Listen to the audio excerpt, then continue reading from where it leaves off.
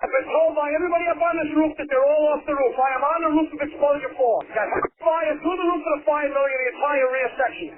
Now remember, given the payday, has he been accounted for? Okay. 610B. That was the Mayday. 610B. I'm here. We got a fire. 1.5-story, single-family dwelling. Fire shown from the second floor. Give me a second alarm on this. Coming up to the top floor. I got people hanging out the top floor windows with a baby. Commercial building. A lot of fire, a lot of smoke. Go ahead and strike a third alarm on my orders on this. Got people on the front fire escape here with windows vented below them. We need somebody up there. Yeah, let them know we got a job. I'm pulling up now. Second alarm, I got a 1-story single-family frame. Heavy fire showing from the attic. So we're using all hands. We got one line stretch, fire on the 4th floor, second line being stretched. Primary searches are underway. Hey, welcome back to Old School. I'm Rick Lasky, along with my good buddy Jonas Salka, and we've got another good topic for you today.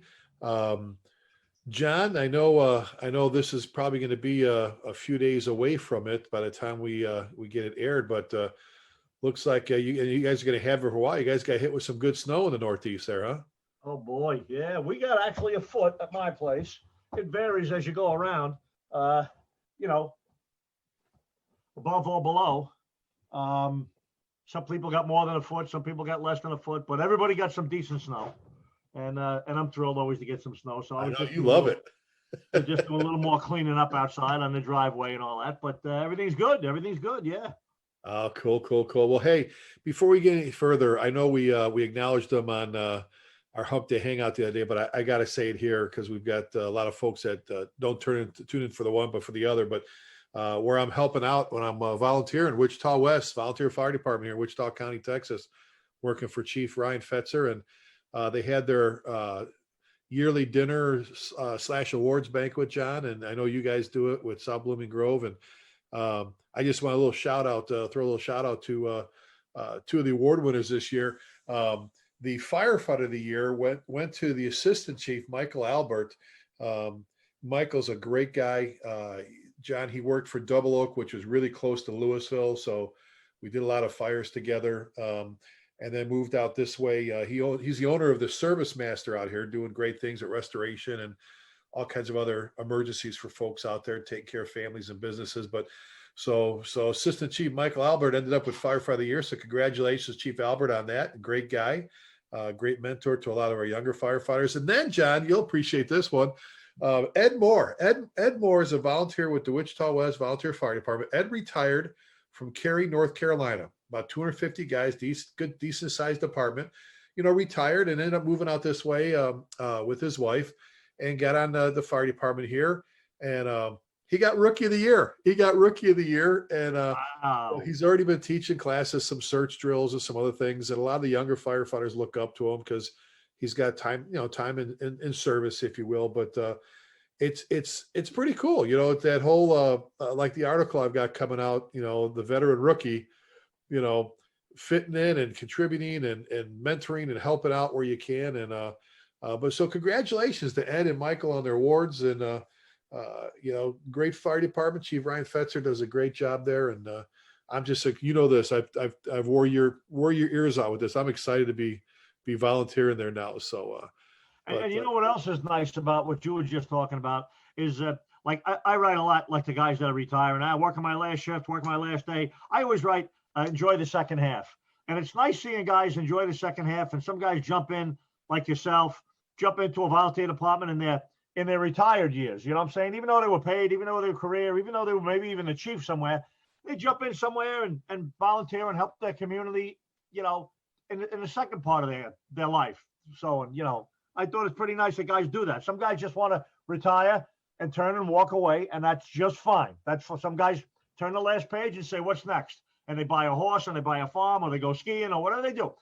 But some guys like to stay involved in the fire service, and I think it's cool when they do.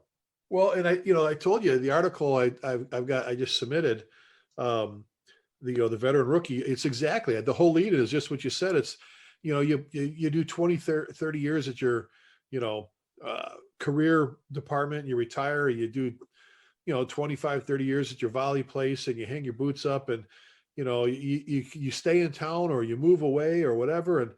And And, then you start to get that itch. You hear a cue siren off in the distance one day, another day you see a header, a column of smoke, or, you hear the siren on top the roof of the Valley Firehouse go off, and you get that itch, and and for some guys, it's hard to walk away from it. Like you said, some guys, hey, you do 20, 25, 30 years, whatever it is or better, and you retire, God bless you. I can't think, I've always said this, I can't think of a better way to serve my master than by being a firefighter. Maybe, school teacher, armed forces, that kind of thing, police officer. But, when you're done, you're done. And like you said, that is perfectly great. And it's like, you've earned that second half, like you said, to do what you want.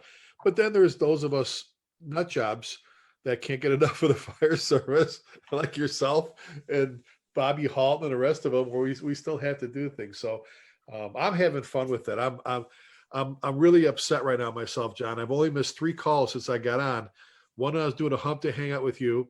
The other one, I was doing another show, actually our other show, our last hump day hangout, and I was getting my annual physical at my doctor, and I was like 5 minutes away from fit. I'm like, damn, I just did my pee. Don't start counting the runs that you missed. Don't even worry. I don't even worry about it. I know. But hey, so you brought up something just a minute ago about, the guy or gal that does the 20, 30 years, whatever, around the firehouse, have a coffee, and then they decide to, that's it. You see the post on Facebook or Twitter, my last shift, or put my papers in, and you always say, enjoy the second half. John, you and I have talked about this plenty of times before. How important mentoring is, how important passing the information along to the younger firefighters is. How passionate I am about it, that even in Louisville, when I was chief there, I created the mentor form, the mentor questionnaire. It's in the back of my Pride and Ownership book for any of you tuning in, or if you want a copy, just email me. We'll give you email at the end of the show, and I'll send it to you. But the 5 questions, John, if you remember, were, what would you say to a brand new Louisville firefighter to keep them healthy and safe, for their career? What little tricks of the trade regarding tools, equipment? Tell us about our lake or boat, boat operations, dive operations. What one building would you never want to fight a fire in? Those kinds of things. And then those get turned into the training division. The training division takes those excerpts, and they have those 5 questions, John, broken into 5 sections of what they call the mentor book. And like, you'll see, like Gary Apple, we love Gary, Captain Gary Apple he was actually a firefighter then.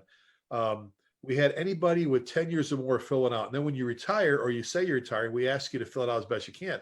So they took Gary's excerpt, John, and they put it in there. And on each section for those, there's, like I said, 5 questions, 5 sections, like tools and equipment. The first thing you see Gary talk about is, says, look, my first thought, or a bit of advice to the newer firefighters: take care of your tools. Not just after a call, but every day, take care of your tools. They're going to take care of you as well as you take care of them, and have pride in it, blah blah blah, so on and so forth. And then they put firefighter Gary Apple, data in the fire service, and those stay in there forever, John. And then the rookies, when they go through the training, they have to review those. And actually, one of the training chiefs we actually derived some questions from them that would test the rookies on. So what did John Ashman, now Chief John Ashman, Captain John Ashman, say about this, or what did this? And the information is being captured, because that was my thing, John. What do you do? Think about it. You've got close to 45 years in the fire service, almost every bit of that as a volunteer. All right, you're chief of your volunteer fire department right now. 33 plus years in the FDNY, some of the busiest companies with some of the greatest firefighters and officers, some legends. You and I stood there when Chief Joe D does the symposium in honor of Little Joe, right? Little Joey, and the symposium. And remember Friday night, the night before this Saturday, they do a little get together, and you get up to the podium. He tells some stories. Remember the one year? Remember I was standing there, and Joe Downey, I'm looking at you. I'm going, God, that's white hair, legend. Mike Kennedy. Was that him? Mike Kennedy? Am I saying it right? Yeah. Mike K got up to talk, and I'm going, I lean over and go, God, I've heard John talk about him like this is one of his like idols in the fire service, and what people he's learned from and all that. And I leaned over and I told Joe, I said, someone Ray's son, Joe, I said, someone needs to be recording this. This is like, remember the stories, and some of them funny, some of them serious, some of them, I guess, John, my biggest share, I know it is for you. What happens? I guess, what do we do before they're gone? I guess that's a good title for this one. Before they're gone, because once they're gone, that stuff's, it goes with them. Yeah, it is. It's sort of, I don't want to say sad.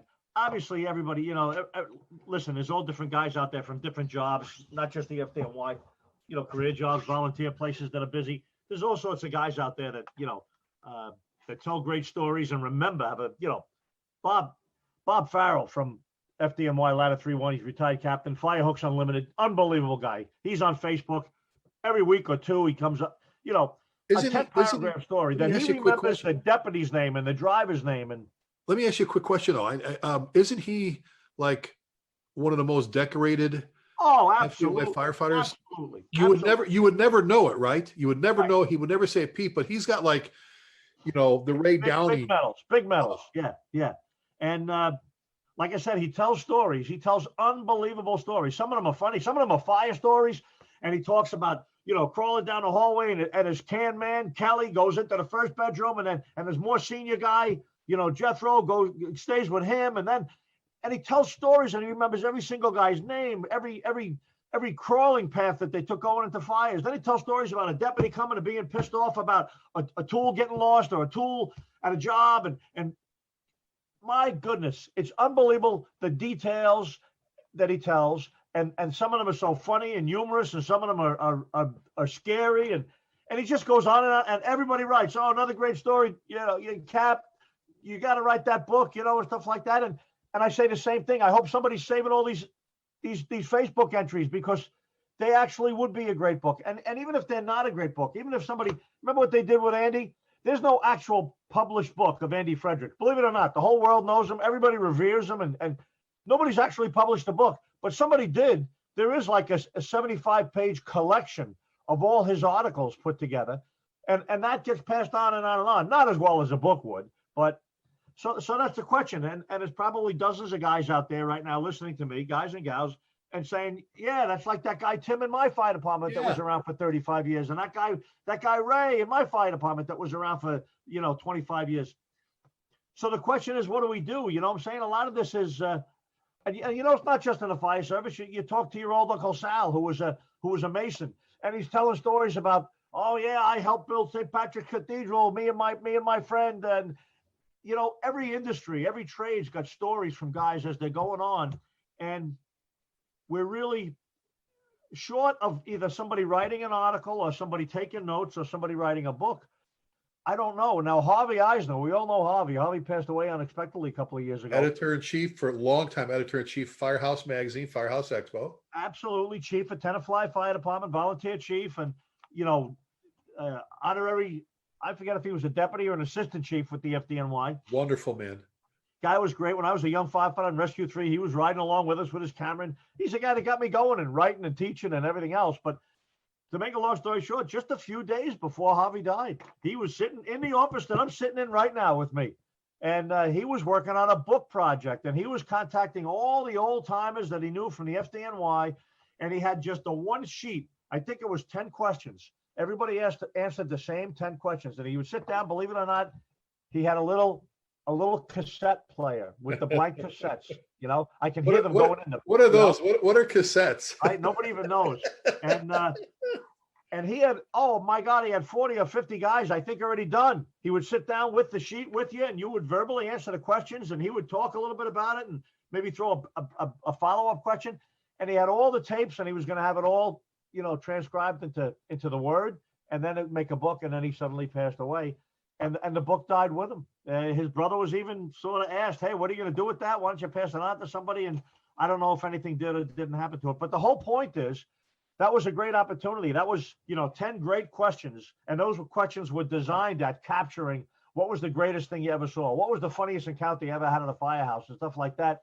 And it's a shame that everybody doesn't have the wherewithal and the time and the energy and the skill to do that. Most of our stories just carried around in our heads, And how many incomplete projects, John, have you heard about like that, where guys just say, yeah, we started doing this, but then that guy left or whatever. And we, just like Harvey, God bless him, was taken from us way too soon. So I just right away jumped to my head when you said we need to start, putting this stuff together. How about your best buddy, Jay Jonas? His newsletters, he puts out Division 7 newsletters are talk about the research he does. First off, unbelievable. It's like he goes in a time machine and goes back and talks to guys. Right. For those of you that the name might sound familiar, Jay Jonas. Jay was the captain of 6 truck on 9/11, and he tells me all the time, I don't want to go down in history as my greatest moment. You know what I'm saying? Which is why he's doing all these articles and he continued to study and get promoted. He's a deputy chief now. He's in division commander actually. But anyway, so he writes this. Vinny Dunn used to do this when he was actually a deputy chief in the 7th Division. He had a Division 7 safety and training newsletter, and Jay picked up on that. I actually talked to Vinny about it. Vinny said, "Oh, do it." So anyway, he's been doing it for more than several years now, and he has an unbelievable skill of writing. And like you just said, not the important thing, but one of the great things is his research is unbelievable. He'll talk to me or somebody else, and he'll come up with a topic. The 23rd Street fire, the Empire State Building plane crash, whatever it is. And he starts by writing down all the sources, all the companies. He starts visiting the companies. He goes to the firehouses. He goes and gets the fire report from the first due company or from the battalion or the division and uses that. Then he starts researching and looking guys up. If it's not a really, really, really old one, because he's done ones that are like 5 and 10 years old. Sometimes he'll go back to the company. He'll find 2 or 3 guys or an officer that's still working there that was at the fire. He'll interview them. He'll read what was written in the report. He'll go to the FDNY photo unit. They'll provide him with the FDNY photos that they took at the scene if it was a big enough incident. If not, he goes to the newspapers and researches online and gets photos and stories out of the newspapers and then takes those and looks up sometimes the civilian that gets quoted in a newspaper article. He'll go look up the civilian and track them down. And he does graphics and he does pictures. They are book quality. They are textbook quality articles, photos, graphics, personal interviews, unbelievable. And I still just can't wait. Like the Bob Farrell story, I keep telling Jay, this has to go in a book. This would be like the greatest 100 fires in the FDNY. Not that selling books is the biggest thing in the world, but he'd sell 100,000 books. Every fireman in the world would buy one. Well, and I covered all the famous fires and some not so famous fires. Well, and he's got, let me see here. I have pretty much everyone he's done. He's been doing this since 2015, John, and there's 62 of them. There's 62, and I doubt if I'm missing one, I'm lucky. I think I've got all of them. So since 2015, 62 of these newsletters that are just, oh my, like you said, I get them. I see the email, and I go, I'm so excited. It's like, I can't wait to read this one. And there's stuff, John, I pride myself on being a fire service historian. I don't know, Glenn Corbett, Professor Glenny, you and I both love him, from New Jersey, from technical editor for fire engineering. Glenny is literally, and this is he has a photographic memory, and he's like one of the smartest people I think I've ever met in my life. Whether it's the Civil War, whether it's that guy can, and he rattles stuff off. It just shoots out of his brain, and and Glenny and I talk history all the time. He got me really going on it. And I pride myself on knowing these different fires, John, that have molded and impacted our country and the fire service, the world. And then I read stuff from Jay and I go, I didn't know that. I didn't, you always talk about, here's a guy, Chief John Salka, that worked for months, if you will, at Ground Zero, bless you, at Ground Zero. And you still, and all your buddies you lost and mentors and friends that were taken and stolen from us that day. And those, you tell me, I still hear stories today that I didn't hear 19 years ago. And I read stuff and go, I've read this fire probably 50 times. I've got books on it. I've got this, that. I didn't read, I think one of the ones I really was 23rd Street and then wall bounce. I was like, I didn't know that. There was quotes from people in interviews. Rick, you didn't know it? I'm reading stories about war bombs that I didn't know. Now, I was not at war bombs, but that was right before I got on the job. And I know lots of guys that were there, and I've discussed that fire and talked about it with so many people for so many years. And I read stuff in there that I was like, what? I didn't know that guy was there. I didn't know he was injured. You know, it's like the quality and the accuracy of these stories is unbelievable. Well, and he is, you know what he is, and you, like, Bob Farrell's one of them, and I think we're kind of close to it, but we're not there. That title of master, you see all the time, master storyteller. You know, like Danny Kaye, the legendary actor and entertainer Danny Kaye, was always considered a master storyteller. Andy Griffith is definitely, if you ever listen to any of the audio tapes of him telling stories, he was considered a master storyteller. That's what Jay is. Jay is it's not like, hey, wait a minute, that doesn't sound, because his stuff is like documented, vetted. I mean, I'll tell you, speaking of master storytellers, when I was a captain of 48 Engine, I had this fireman that was always getting in trouble and always doing stuff. He was a master storyteller, man. No matter what he did, he told some kind of a story and got out of it. It was amazing. It was amazing. But some of John, some of our greatest lessons, you and I have talked about it, have been some of our best experiences in education and fire service has been sitting around a kitchen table talking shop, sitting around, you know, kind of like why we're doing the whole concept behind our old school podcast we're doing now. You and I have done this hundreds and hundreds and hundreds of times while we're teaching together. It's lunchtime. We're in our hotel rooms talking, sitting in the lobby of a hotel on the telephone. And finally, you and I, the light bulb flashed above both of us going, we need to start recording these and just sharing, you know, no pay, nobody's getting paid. We're just having fun talking about this stuff. But there's so many people. Chief Jack McCaslin, God rest his soul. You've heard me talk about Mac. Another Eddie Enright, Chief Eddie Enright from Chicago. Chief Tom Freeman. I talk about these mentors, and some of the stuff, John, that I grabbed for them had nothing to do with what was written in a book. Like you said, it was like the lessons learned from a fire, and I'm going, oh God, you know, all right, I'm going to remember that one. I'm going to remember that one. But let's go back to, I did the mentor questionnaire, and we actually took it a step further for a while, John. We contacted our retirees. We got a committee together. I told you, for our listeners, real quick, I encourage everybody to create a history committee for your fire department. And what we did, not just one person, because if that person leaves and moves and lives on one of John's 15 properties, you'll never get that information. I'm sorry, it's only 7 properties. But anyway, that being said, you know, so we did it, John, where we had 2 guys that do all apparatus. They started with the current stuff, and they go all the way back to reserve, all the way back to the very first fire engine. Years of service, you know, all little things, and blah, blah, blah. And it's photos and everything. Then there's 2 guys that do personnel, all current, from the chief on down, when you were promoted, when you start, and they go back to retirees. And there's 2 guys that do all historical, you know, whether it's articles, videos, news clips, pictures, they digitize everything, they protect it. Then there's the 2 guys that I always called Sanford and Son. Remember from the show, Red Fox? It was a great, funny show. I love that guy. The junk collectors, right? You know, before you can throw something out or send to auction, they get to go, no, give me the 2 of those pagers, give me 2 of those nozzles before you get rid of them. And they store them, because if they're 40 years old, 60 years from now, they're going to be 100 years old. But back to the 2 guys with the personnel, John, what they did was they actually took their video camera. They got a hold of the retirees. They invited them for lunch or supper at the firehouse. And if they couldn't make it, they drove to their house. And they set the video. Some of the guys are at their kitchen, somewhere in their recliner. And at first, these old timers look at the video camera like a little nervous, and then it's like it's not even there; it's invisible. And they would say to John Salka, who's, you know, long time retired, and so Chief, now tell us, what year did you get hired? Now, what was the testing like? And do you remember any of the guys you started with? Oh God, I went to probie school with this guy. And before you know it, they're changing out. They're running out of room on the camera. And these guys are telling these stories, John.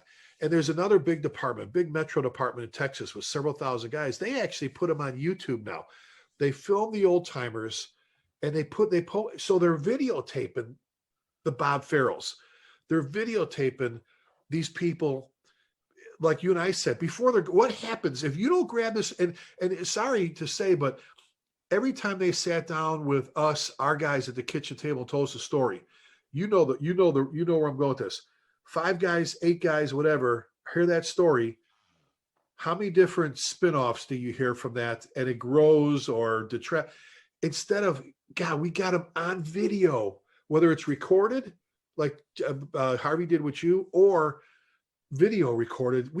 Before they're, like we're saying, before they're gone, before they retire and move wherever, or sadly, eventually when God takes them home, when they return, they return, but when they go to heaven, it's gone forever. So what are your thoughts on capturing some of that information? Like I said, there's so many different folks out there. There's so many different fire service people out there that are good recorders. There are a lot of people out there. You talk about master storytellers. Then there are the master recorders, the people that just collect stuff. Like even back to Harvey again. When Harvey passed, they said he had a whole garage and a whole storage, one of those paid storage containers full of stuff that he collected, old journals and records of things and notes that he took and recordings and stuff like that. There's guys like that too. Oh gosh, I'm trying to remember his name. The guy from Jersey City. There was a Jersey City guy that was in the band, and he was a big buff, and he was a collector. He passed away sort of unexpectedly just a couple of years ago. Ira. And he had so much stuff as well, front pieces and badges, and he would, he would take the badge out and say, see this badge? This badge is the first assistant chief of the Jersey City Fire Department. It was from 1870, and they knew all the dates and the times and who had it first and who had it second, and his son wore it when he passed it down to him. And so that's another group of people that are out there, the collectors and the people that are writing stuff down and recording stuff. That there's probably a wealth of information out there right now somewhere, sitting somewhere in closets and in storage sheds and bedrooms and bookcases.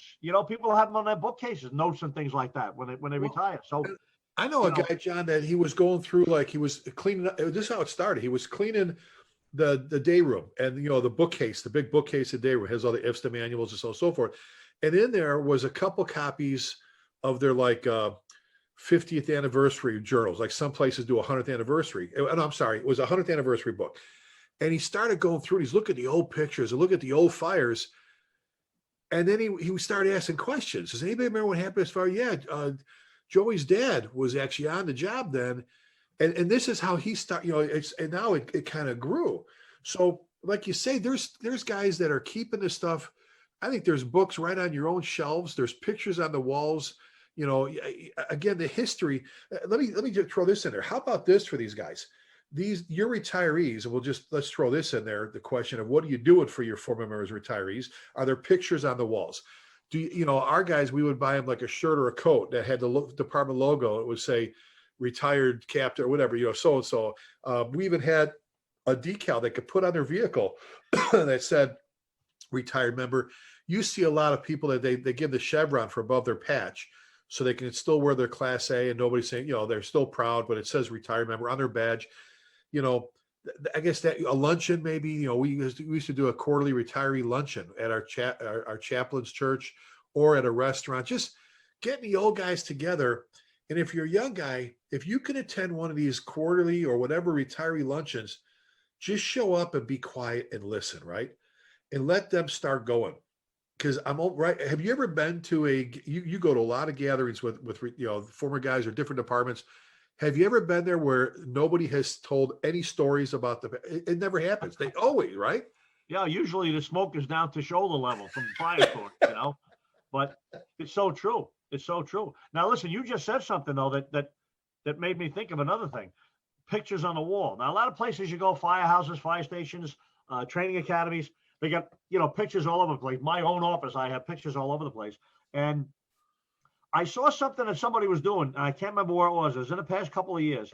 Now, sometimes an old picture, you'll take the picture, and the guy will say, hold on a second. He'll take the picture off the wall. He'll say, look at this. He turns it around, and it says, second alarm, Braintree and Cross Street, 2 firefighters injured, arson, blah, blah, blah.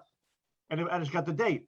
Well, now a lot of guys are doing is instead of writing it on the back of the cardboard or on the back of the paper, the photo itself, a lot of guys are putting it right on the front of the picture. They're taking a nice label maker with either the gold or the silver ribbon, and they're writing, Brookline, Massachusetts, second alarm, 12 Argyle Street. and they put it right on the bottom between the frame and the glass. They put it right on the glass. And now you can stand on a wall and look at 20 different pictures, and you can quickly read the date, the department, where it was, and stuff like that. Right off the bat, that's like a history lesson. It's like reading a chapter of a book, standing in the hallway, looking at the pictures, rather than hoping the guy wrote it on the back of the picture, but the picture's got cardboard behind it or whatever. It's just another way of documenting history so it'll last, so it can be passed on. And that's passively passing it on, Well, and that's some of the, some of the little tricks of the trade. I remember an old time, like in Bedford Park, like a 35-year driver engineer, right? And, in like you in New York and in Chicago, wintertime, it gets cold, and you drain your pump so you're not going to freeze it right when you get there. You keep it dry, keep everything, put your antifreeze on your couplings and all your stuff and so on and so forth.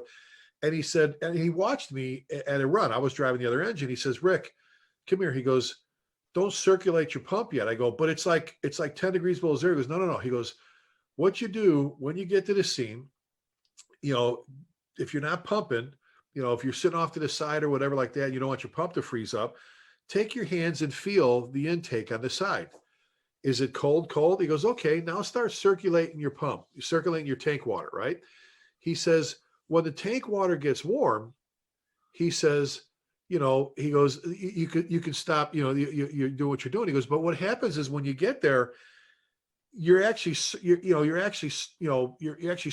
cold water. You're not, so he talked about this whole thing of, the goal here is to circulate warmer water. So let it heat up." He goes, let it, put it pump, let the tank heat up, not to where you do damage, on a pump, but, when you feel, okay, I can feel the water starting to get warm. He goes, "Now start circulating," and you're circulating warm water instead of you pull up right away. You circulate ice cold water.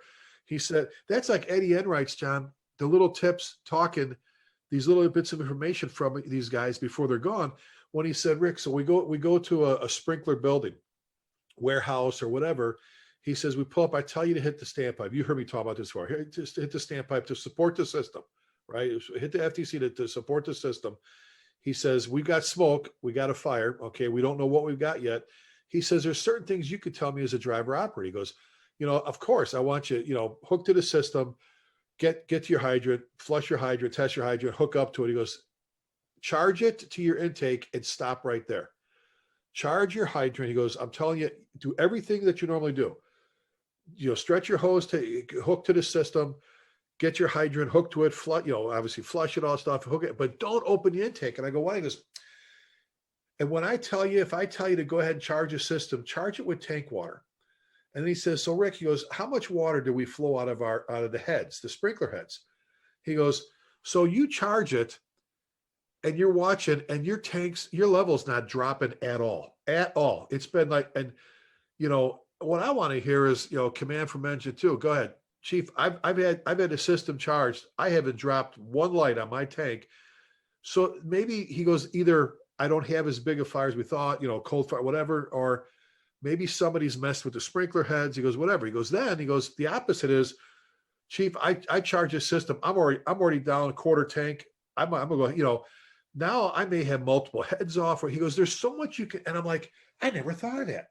I never thought of, don't circulate cold water when you drive through freezing weather. Let the pump heat up a little bit, then circulate it. I never thought, I never in a million years thought, don't open the intake from the hydrant. He goes, "I'm not saying don't hit the hydrant. I'm saying get everything, and then you can open." But there's I'm like, God, all these little tricks, John, that these guys have that you can get by sitting at the kitchen table with them or at their home and recording it. And now with YouTube, as long as it doesn't get anybody in trouble, they're not telling stories they shouldn't tell, which that could happen, the funny stuff, like that one department in Texas, they post them on their YouTube channel, and it's like, it's a pretty cool thing. They got a nice intro, and it's, interview with, Battalion Chief John Salka from this year to this year. And they fade to you. They show some pictures of you, from when you're on the job and stuff. And then there you are sitting with them, and it's a cup of coffee or whatever. And I'm like, God, we got to do something before they're gone, buddy. Right?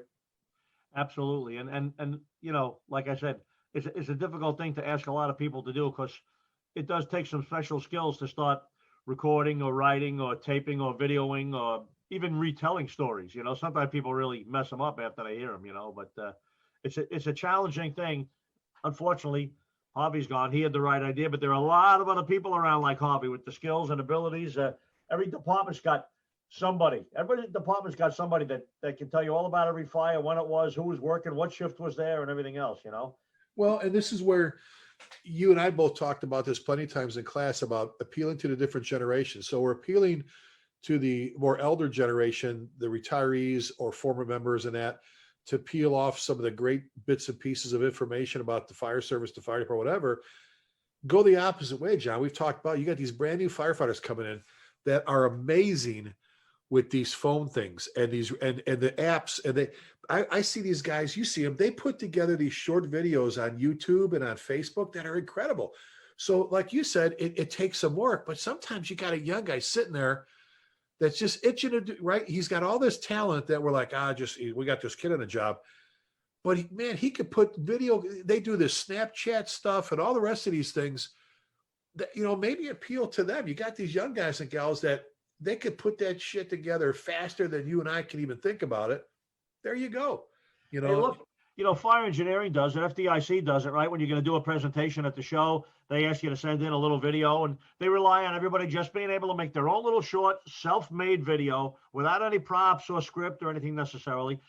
Everybody's very capable of doing that. And certainly with all the social media platforms that are available to everybody, I mean, somebody could even open up a website or something where you could get on there and you could relay or retell stories, and they could just start to document them and have them there available, sort of like a YouTube or maybe via YouTube. You know what I'm saying? I don't know. But that's a good way to document and save everything is electronically at this point. Well, we both mentioned 9/11 earlier. Real quick, before we end this one, what did they start doing with the probies after 9/11 with their journals for that first year, right? Isn't it for or whether in the academy or what? Explain that again. Remember they started with the probationary firefighters in FDOI where they had, and then don't they get graded on it or? Right. Oh yeah. Matter of fact, I still get inquiries on email and elsewhere about that from people. And although the program has evolved and turned into different things, they've eliminated some things and added other things. It basically was the marble, the composition notebook. You can get them in black and white or green and white or any color now, right? But each young probationary firefighter is issued one of those books, their name and their unit and their badge number, whatever company they're going to. And they're required. There's a whole all-unit circular. There's a whole little instruction sheet on what to do with it. Every time they go to work, every time they work a shift, they have to write the day and the date down in the shift, the officer and the crew, and then they have to write like what the drill was about. The drill was about extrication. We learned about the rams or the jaws or whatever it was, an interesting point. If they have a job during the shift, they have to note the job, the box, the location, a little discussion about any work that they had or any lessons that they learned, or anything else of interest that occurs, like sitting in the kitchen, listening to two of the senior guys talk about the fire that had here last year where the guy got hurt, and he could write that down. So this has to be written in every single day. The officer has to look at it. If I'm not incorrect, it's once a week or every payday. It could even be a little bit longer, maybe once a month, but I think it's more frequent. So the officer has to take a look at it, make sure that this kid is, in fact, he worked 6 shifts in the past 2 weeks. He should have 6 entries, right? And then I think a chief's got to look at it either quarterly or semi-annually. And I remember them bringing it up to me and saying, "Chief, can you take a look at my book and give me a mark?" I'd say, "Sure. Come back after lunch or before the end of the tour. Let me get a chance to look at it." And I would read through it and look through it. You'd see if the guy was on vacation. You'd tell him, "Gee, 4 or 5 shifts here, you got no entry." "Oh yeah, I took a couple of 24s off and I went on vacation with the family." And so, there are things that have to be looked at to make sure they're doing it right. But the point is, it really captures brand new firefighters, everything they do through their eyes for the first year. And then at the end of the year, it gets handed in. When they get on probation, those books all get handed in, get reviewed down at headquarters. And they actually get sort of graded on it. And like the top 1 or 2 guys they just recently went back to rotating guys. Back when Von Essen was commissioner, probies would rotate for 3 years. I think it was 3 years, a year in 3 different places. Then they'd go back to the originally assigned unit. You might be in 48 engine, then you go to a truck out in Queens somewhere, then you go to an engine in Manhattan.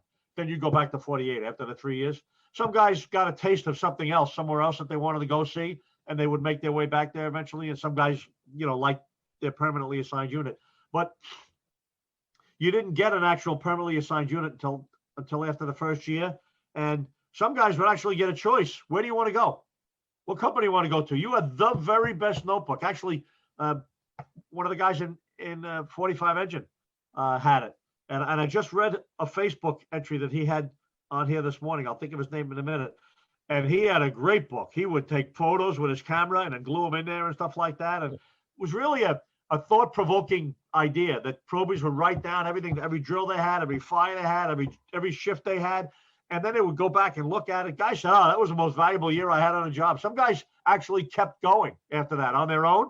Some guys have 5 years of notebooks, which is, I wish I'd have done that. I wish I'd have kept a little notepad, Lucky you, man. Well, that's what our both our mentors for both of us. Leo Stapleton. That's how his one book, 30 Years in a Line, was just all taken from his journals and his notes that he took over 30 years. So yeah. Well, hey, whatever you have to do, folks. That was what John and I have been talking about here, discussing is doing something before they're gone. Recording that information. However you got to do it. Just recording it or video recording it or whatever, and then not just hiding it somewhere, putting it away, putting something together. I think, John, once they start to do that and they have it put together, it's a lot easier to capture guys retiring than with the first project. Now you're trying to get all, whoever you can get that's retired and your more senior guys. Once you get all that, then it's just bits and pieces of, okay, John Salka's retiring. Let's go talk with John, before or whatever, or have him fill out this questionnaire. So whatever you have to do, folks, now's the time, because you're going to regret it. When they're gone, they're gone. They're going to work their 30 years at your volunteer career department or longer. And I used to tell people, John, it's like stealing. It's like they're running out the door, with their arms across their chest. I got these gold bars. I'm going to run out. I'm leaving. Bye. See ya. And they're running out the door with sacks of gold coins of information. So do what you got to do. Absolutely. All right, buddy. Email for you. ChiefJohnSalka@gmail.com. And I'm Chief Lasky at gmail.com. We appreciate you. We want to thank you once again for tuning in and listening. Please spread the word about our old school podcasts, whether you listen on iTunes or Spotify or on YouTube or whatever. We love hearing back from you. We appreciate you. We end all of our shows with a very important message, and that is to please keep the men and women in our armed forces in your thoughts and prayers. And remember, never forgetting means never forgetting. So thank you guys once again, and God bless you.